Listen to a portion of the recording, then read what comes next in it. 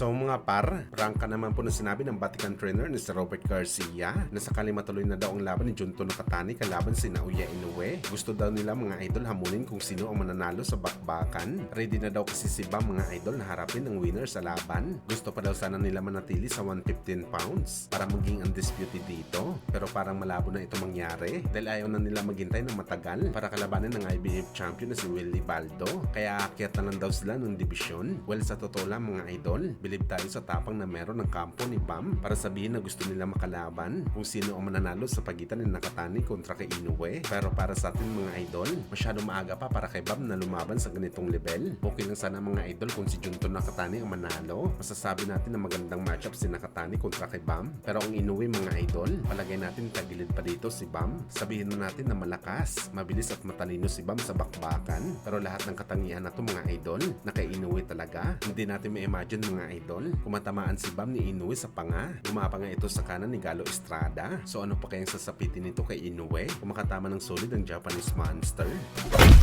Samantala hindi nga po maitago ng Mexican legendary boxer na si Juan Manuel Marquez na ang tunay daw talaga mga idol na pinakamalakas na nakalaban nito sa halos 2 dekada nito sa boxing sports. Walang katumbas daw mga idol ang lakas ni Manny Pacquiao sa bakbakan. Iba daw talaga mga idol ang hagod ng lakas ni Pacman. Delikado daw talaga kapag natamaan ka ng kanyang kaliwa o kahit jab man lang. Kung meron daw makapagsabi kung gaano kalakas sumuntok si Boss Manny, talagang si Marquez na daw yun mga idol dahil 4 na beses nito nakalaban ng Pinoy. Kahit ngayon daw na malapit na mag 50 anyos si Pacman, malakas pa rin. Nakita niya daw ito mga idol sa naging laban ni Pacman kontra kay Mario Barrios. Kilala daw nito si Barrios na makamay at mahilig tumapo ng maraming suntok. Pero sa laban nito kay Boss Manny, ilang daw si Barrios bumato ng suntok at alam daw ni Marquez kung bakit. Ito dahil naramdaman daw ni Barrios ang lakas ng Pinoy legend. Sakaling bumato daw ito ng suntok, posibleng matamaan siya ni Pacman at bumagsak ito sa canvas. Ganito rin daw kasi si Marquez mga idol sa naging laban nito kay Pacman. Makailang beses na daw siya nagdalawang isip na bumato ng suntok kay Boss Manny. Baka kasi matamaan ito ng solid at ito ang ikatalo niya sa bakbakan.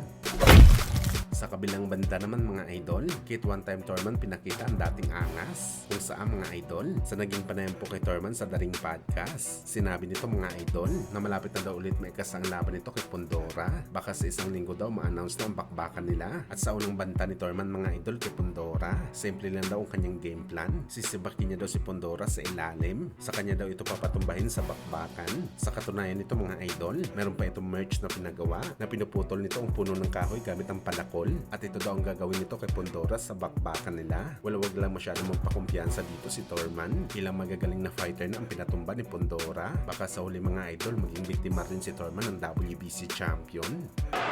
Hands up! Hands up!